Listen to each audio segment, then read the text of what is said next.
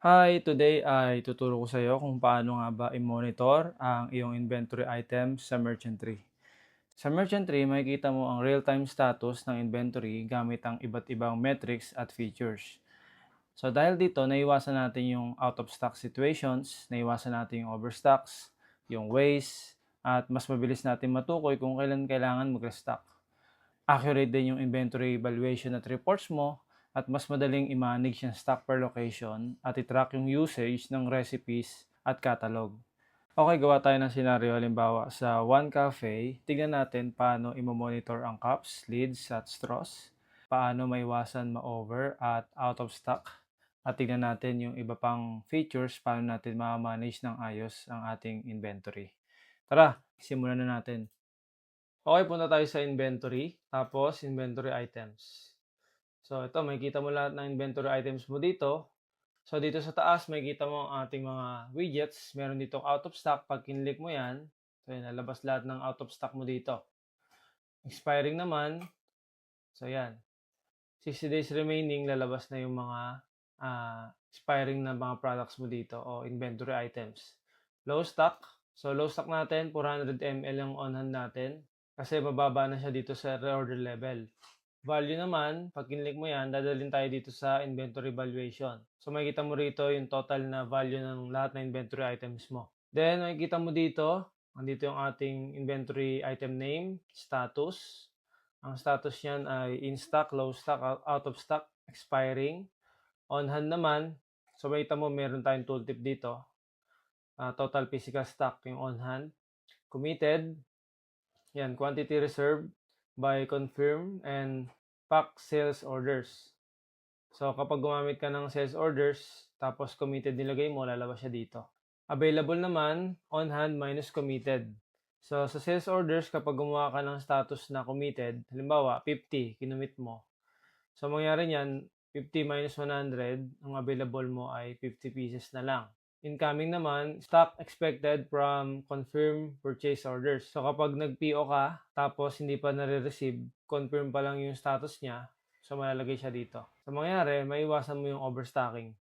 So reorder level naman, halimbawa 50 pieces yung reorder level, yung stock mo ay 50 pieces na lang. So mag-alert sa cellphone mo to, mag-notify ito na mag-reorder ka na. So dito mo naman makikita ang cost ng bawat inventory items. Then kapag kinlik mo yung isang inventory item, makikita mo yung details niya yan. So, andyan yung kanyang name, SKU, barcode, pwede ka maglagay. Cost per base unit, pwede ka maglagay ng description. Tapos stock, pwede mo i-edit yan dito. Tapos base unit, dito ka pwede mag-set ng order level. Makikita mo rin dito ang iyong mga branches o location names. On hand, tapos committed, available, incoming, batches. So, ayan. Kung may batch yung inventory mo, so, ayan. Kita mo dyan. Then, makikita mo dito, yan, batch and expiry. Ito yung default. Pwede ka mag-set dito ng expiration mo. Optional lang yan. At baguhin yung receive date. Tapos link products, makikita mo kung kanino ba naka-attach to, nakalink yung product na to. So ngayon, ayan, wala. Halimbawa, vanilla syrup. Makikita mo dyan, saan siya nakalink. Ayan. Classic ice latte, 16 ounce and 22 ounce. Recipe usage, kapag gumamit tayo ng production order feature, makikita natin yan dito. So transaction history, makikita mo lahat ng movement ng vanilla syrup dito. Okay, so pwede mo rin ma-filter yan by location. Kita mo yung kanyang transaction number, kung may sales order na, lalabas din dito. Stock location, saan ba siya binawasan, dinagdagan, etc. Anong batch, gaano karami, ayan. Kita mo rin dito kung sino nag-transact o gumawa ng movement o history ng inventory item at anong date. Then, pwede ka mag-filter dito ng branches mo. So, by default, naka-all location siya.